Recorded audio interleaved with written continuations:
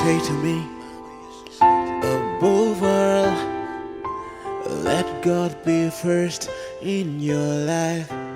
God is the greatest, she said. Bonjour à tous et très belle et heureuse année 2023. Voilà, nous sommes en direct du plateau d'Elite One TV Africa. Je suis en présence du pasteur Haïssi pour cette émission Instant de prière. Bonjour pasteur Haïssi. Bonjour aussi. Voilà, j'espère que vous allez bien. La mouvance de la nouvelle année, on espère qu'on aura d'autant plus des débats assez intéressants. Nous croyons que Dieu va nous permettre. Et surtout des réponses très intéressantes. Certainement. Voilà, aujourd'hui nous allons parler de la sexualité dans le groupe de Petit. Donc je vais de ce pas vous poser une question, c'est de savoir, est-ce que dans le foyer, il faut être sans tabou ou alors est-ce qu'il y a des restrictions en ce qui concerne la sexualité dans le groupe? J'ai l'impression pour ce genre de questions parce que de plus en plus on se rend compte aussi que l'Église, sur le plan évangélique en général, ou alors en particulier, et l'Église en général, a laissé la question sur la sexualité de l'autre côté, c'est-à-dire au monde. Effectivement, pour comprendre l'aspect de la sexualité, il faut rentrer à l'origine de la chose. C'est le livre de Genèse, chapitre 1er, à partir du verset 22 que je vais lire ici. Il est écrit, et Dieu les bénit, et Dieu leur dit, fructifiez et multipliez, et remplissez la terre, et l'assujettissez, et dominez sur les poissons de la mer, et sur les oiseaux des cieux, et sur tout être vivant qui se meurt sur la terre. Dieu s'adresse ici à Adam et à Ève, et, n'est-ce pas, dans la perspective de leur permettre de développer leur environnement, il leur donnera l'instruction de se multiplier, de se multiplier.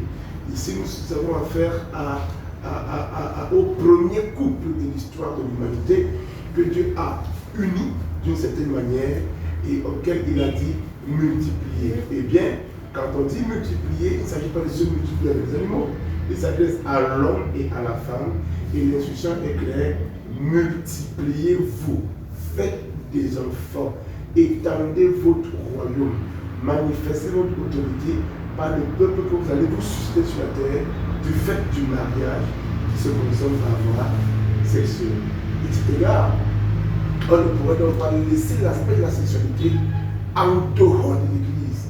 Il faut trouver des méthodes pour pouvoir éduquer nos jeunes, particulièrement sur la sexualité. Et pour conclure, on ne doit pas avoir de tabou en matière de sexualité dans un foyer.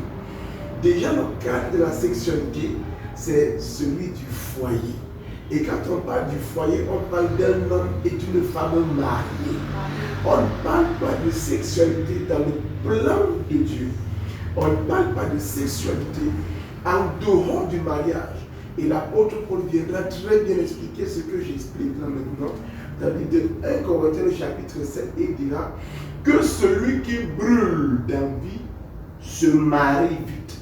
Comme pour dire, brûler d'envie suppose celui qui craint de tomber dans l'impudicité, dans l'immoralité sexuelle, dans la fornication et j'en passe, qu'il travaille son être à s'attacher à une seule et unique femme. Eh bien, et vice-versa.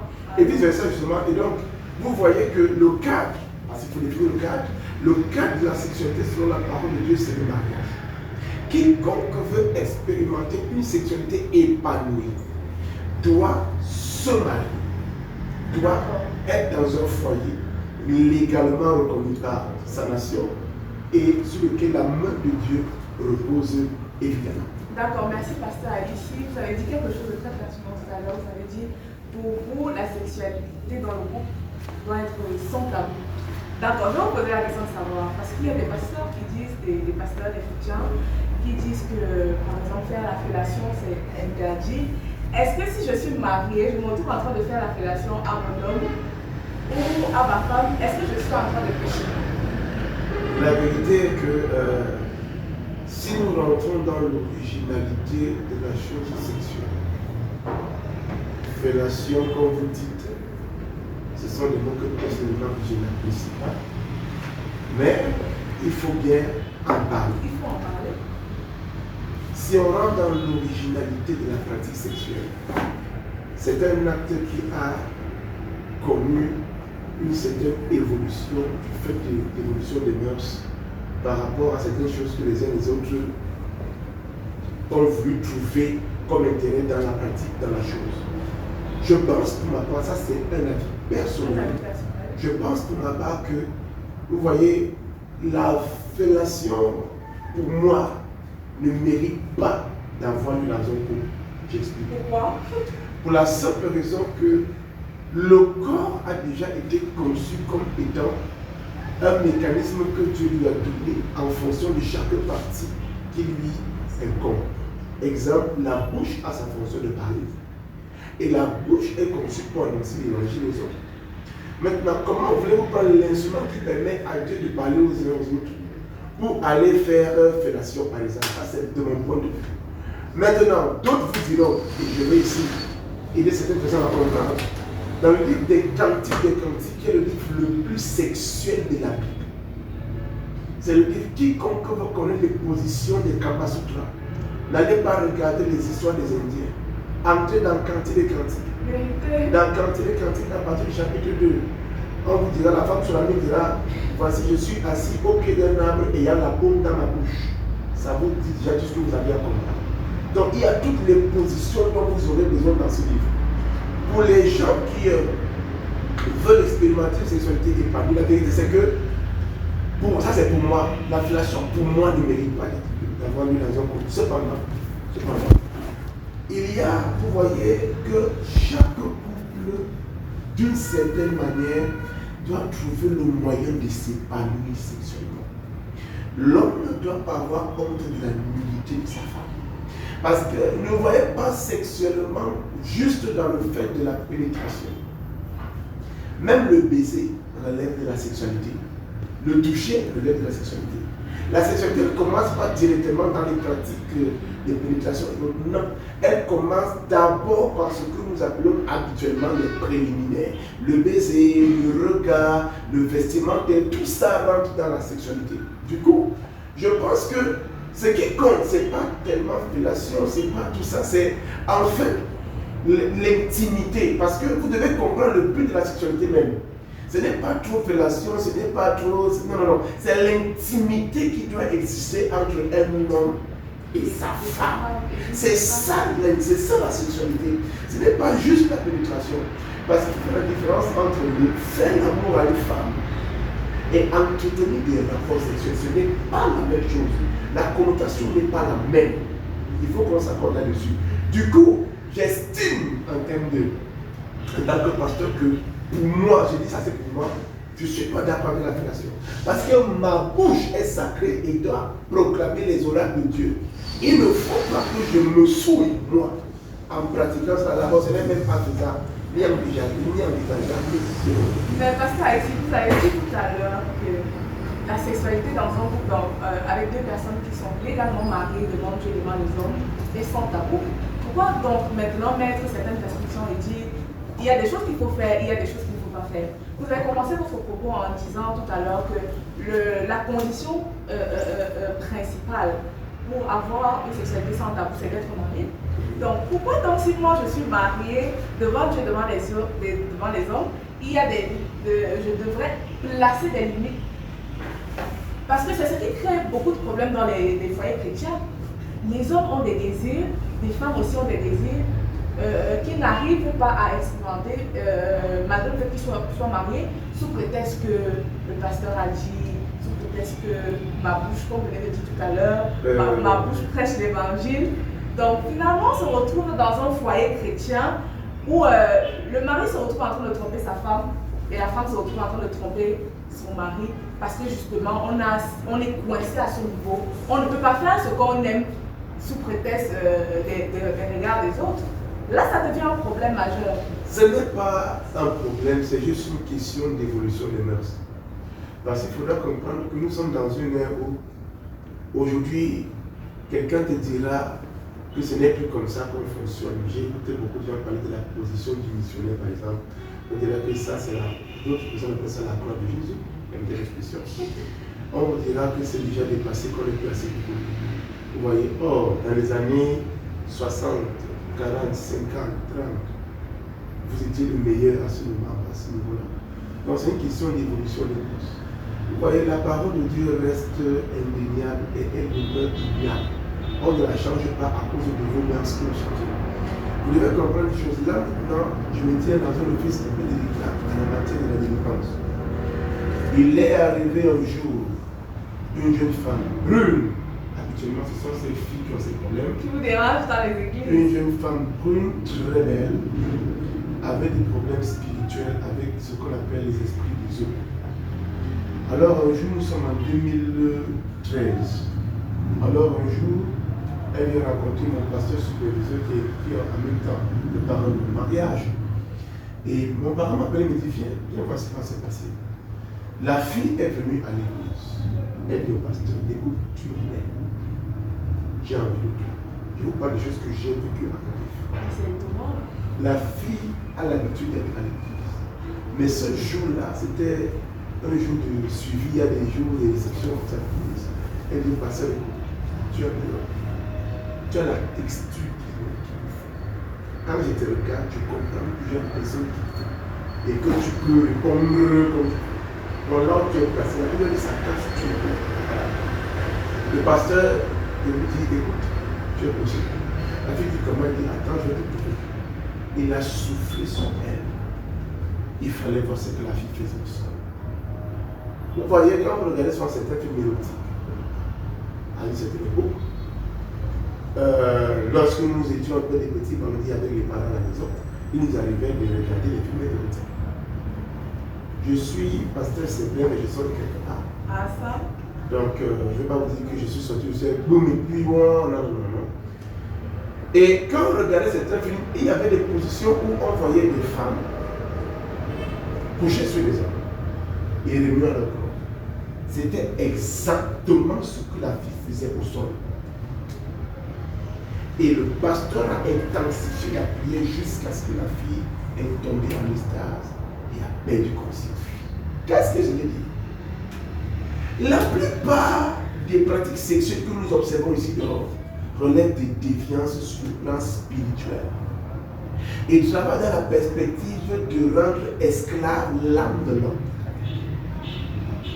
Voilà pourquoi une chrétienne qui a passé le temps à être perverse avant de rencontrer Jésus, lorsqu'elle entre en contact avec le Seigneur, si elle ne passe pas par une véritable délivrance, elle va tromper son âme.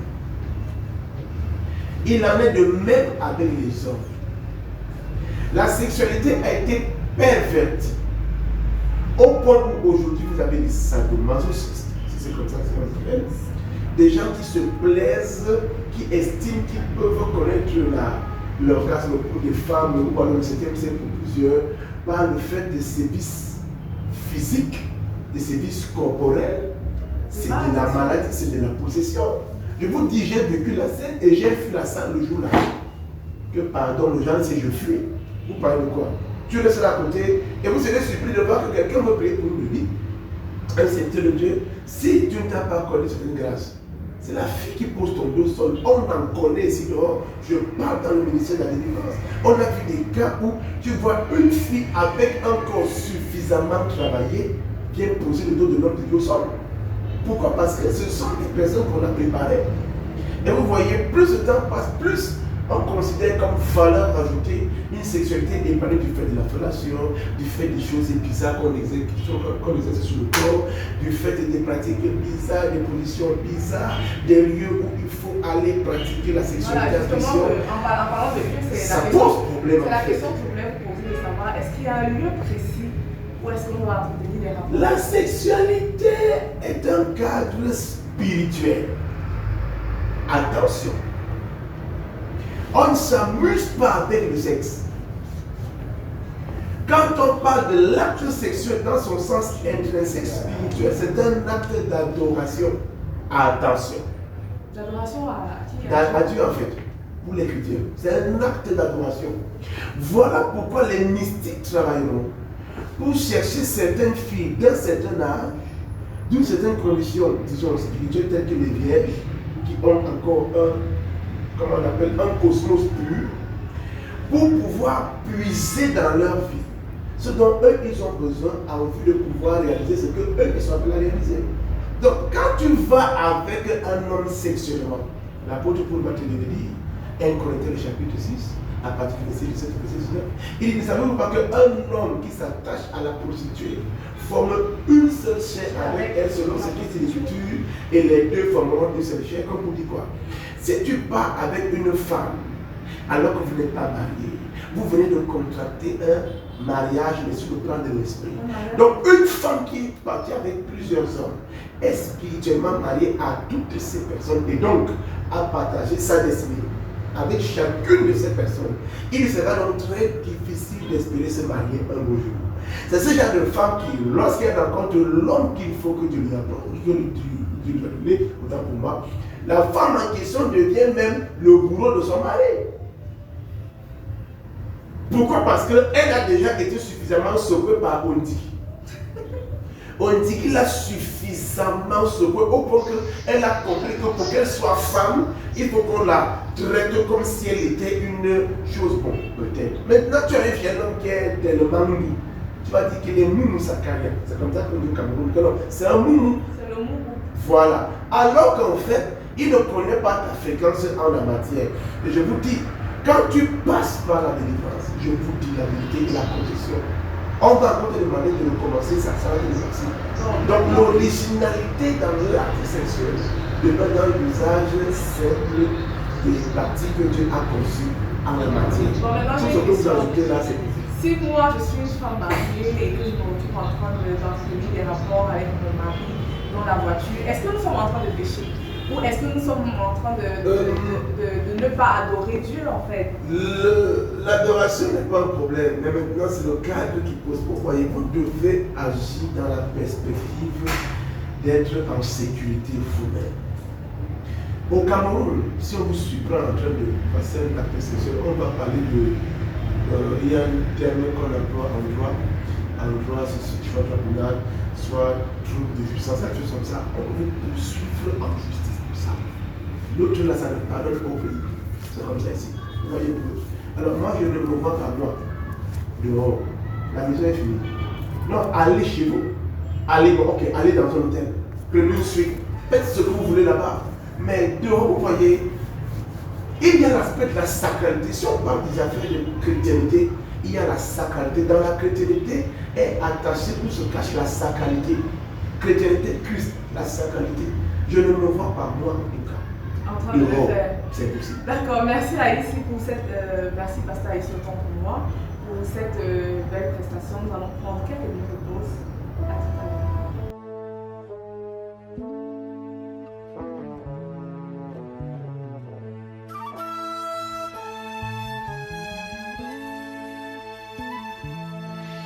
Révèle-moi ton amour et ta grâce. Remplis ma vie de puissance et de feu. Je voudrais naître dans ma chair de nouveau, car je suis né condamné à jamais. J'ai pas souillé mon corps, Seigneur, j'ai pas souillé mon âme. Je suis innocent. Pardon, guéris-moi. Non, j'ai pas souillé mon corps. J'ai pas souillé mon âme. Je suis innocent. Pardon, guéris-moi. Jésus, ne me laisse pas seul. Jésus,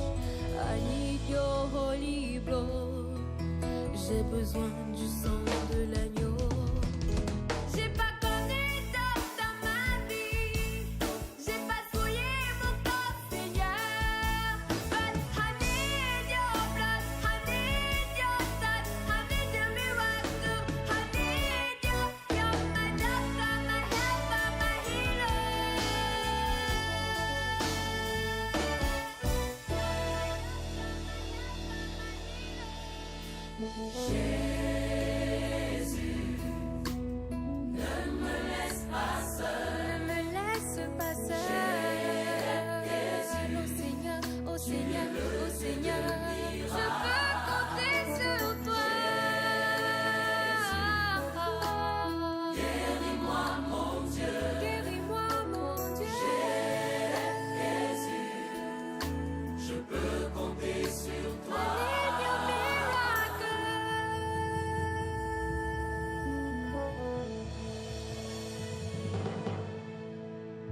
sommes de retour sur notre plateau. Le pasteur est en train de nous expliquer justement que pour avoir une sexualité épanouie et sans tabou, premièrement, nous devons être mariés, c'est ça si je ne me trompe pas.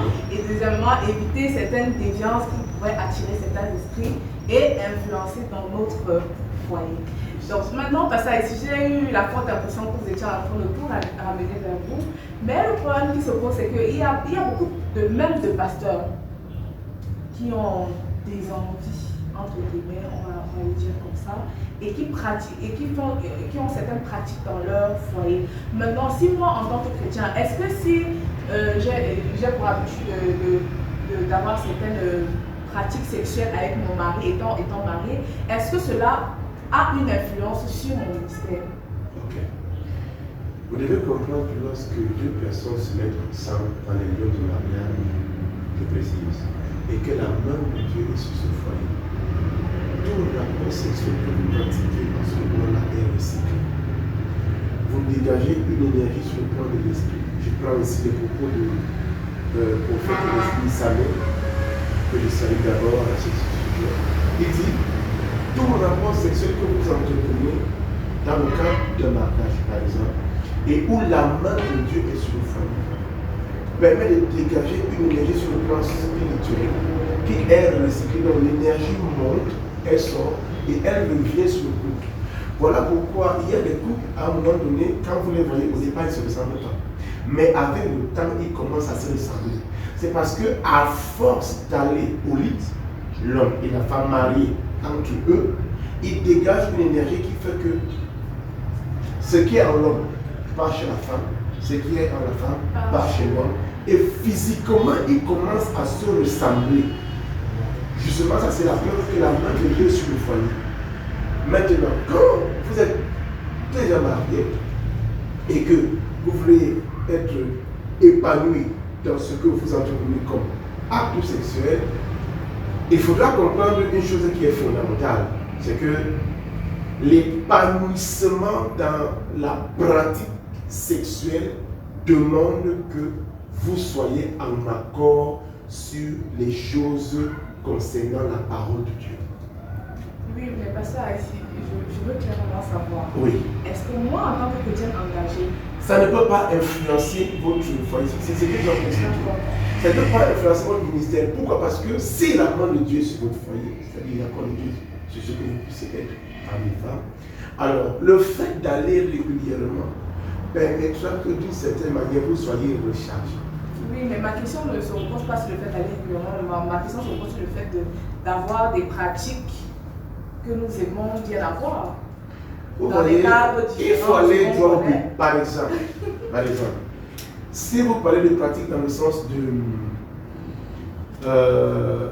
la pratique anale, voilà, par exemple, c'est démoniaque. C'est une pratique qui vise à affilier l'âme de quelqu'un. Même si on est marié. C'est pas. C'est pas. Je prends ça sur moi. C'est pas bon. Voilà pourquoi certaines personnes, certains mystiques préfèrent particulièrement cette pratique.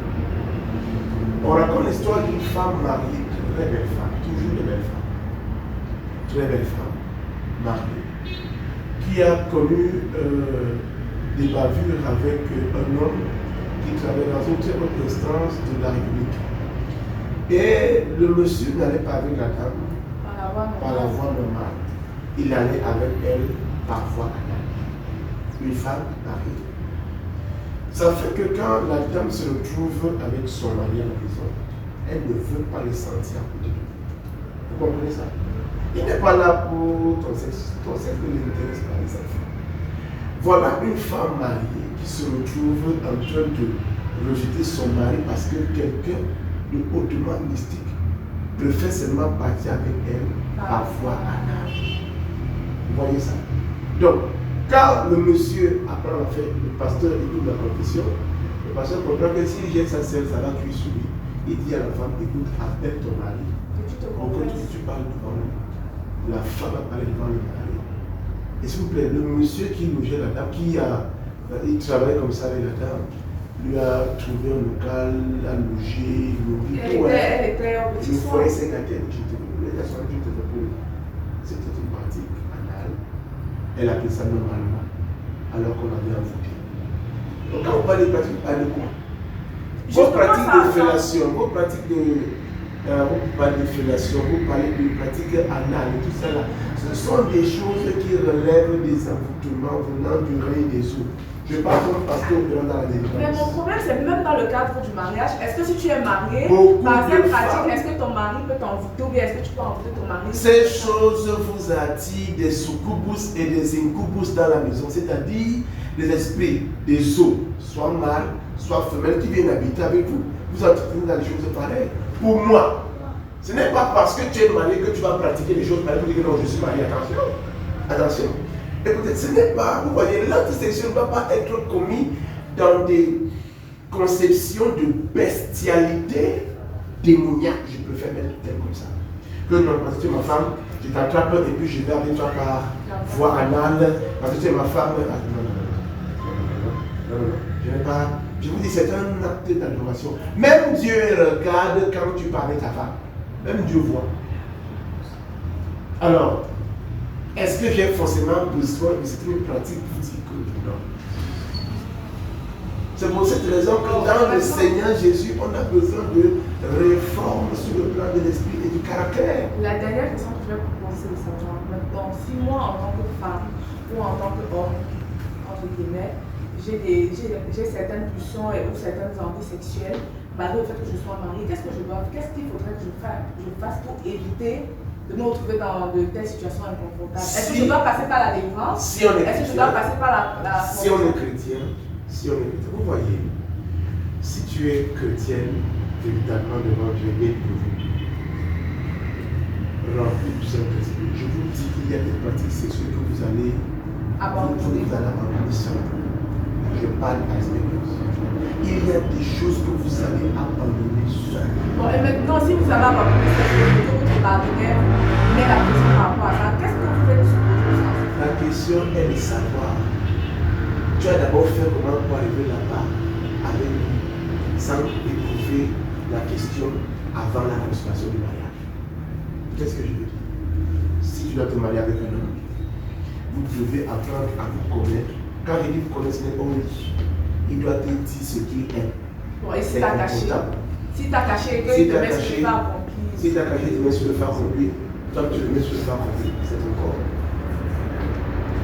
Qu'est-ce qu'il faut donc faire? Donc ça veut dire que je détruis mon mariage? Non.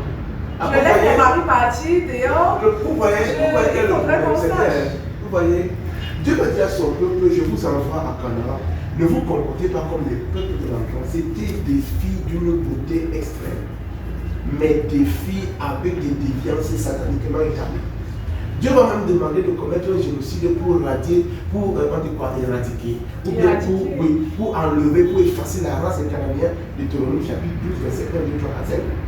Comme vous dites quoi, si vous allez avec ces gens, vous allez pratiquer les choses que eux font. Les Israélites connaissaient seulement la croix de Jésus, perdez l'expression. Or, les autres peuples avaient développé des stratégies sexuelles terribles. Un pasteur, un ami, pasteur m'a dit un jour, il ne sait pas comment il peut parler avec son épouse. Il veut que son épouse varie, il dit que tu as raison. Il m'a dit, parce que si je tente de mettre le pied dehors, je vais calmer. Je vous parle d'un ami pasteur qui m'a parlé comme ça. Il m'a dit, allez, si je te dis la vérité, ma femme est bien. Mais je veux qu'elle varie. Oui. C'est pour cette raison que quand on dit sans tabou, c'est quoi? C'est que même si tu es le pape, attrape ta femme, colle au mieux comme la salamandre, c'est ta femme. Voilà. Faites comme vous voulez la part, c'est pour vous. Mais fellation, machin, tout là, et je ne suis pas là. D'accord, merci Pasteur ici pour cette très belle prestation. On espère que vous avez été édifiés. Voilà, nous retenons que pour avoir des relations sexuelles avec votre partenaire, il faudrait au préalable être marié. Ensuite, éviter certaines pratiques qui pourraient vous attirer certains esprits et en conclusion détruire votre couple. Et troisièmement, il faudrait rester en prière et en Jésus, c'est ce que vous voulez dire. Donc, nous vous remercions, vous passez une très belle journée. À la prochaine.